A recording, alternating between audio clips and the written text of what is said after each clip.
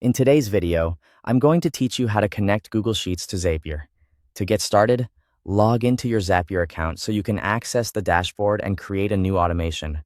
Once you're signed in, click Create and then choose Zap. This opens a new workflow where you'll define what should happen and when it should happen. Begin by clicking the trigger step. In Zapier, the trigger is the event that starts your automation. Search for Google Sheets and select it from the list of apps. After that, choose your trigger event. A common option is New Spreadsheet Row, which tells Zapier to watch for new rows added to your sheet. When you've selected the event, click Continue.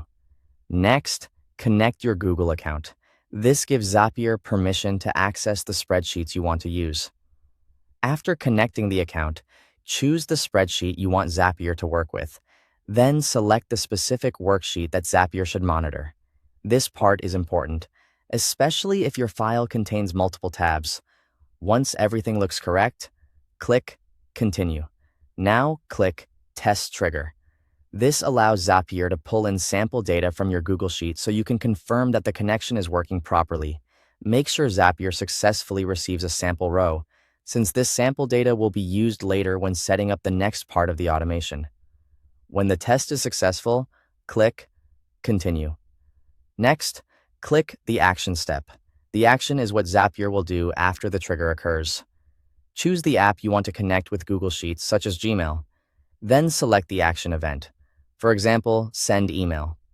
After that, connect the account for the action app so Zapier can perform that task on your behalf. Once the account is connected, map the Google Sheets fields to the action fields. This means matching the data coming from your spreadsheet, like names, email addresses, or other column values, to the appropriate fields in the action app. Take a moment here to make sure each field is assigned correctly, because accurate mapping is what makes the automation useful and reliable. Then click Continue. Now test the action by clicking Test Step. This confirms that the action runs successfully using the sample data from Google Sheets. If the test works as expected, click Publish to activate your Zap. Finally, add a new row to your Google Sheet and confirm that the automation runs successfully in real time. This last check helps make sure everything is working from start to finish. Thanks for watching.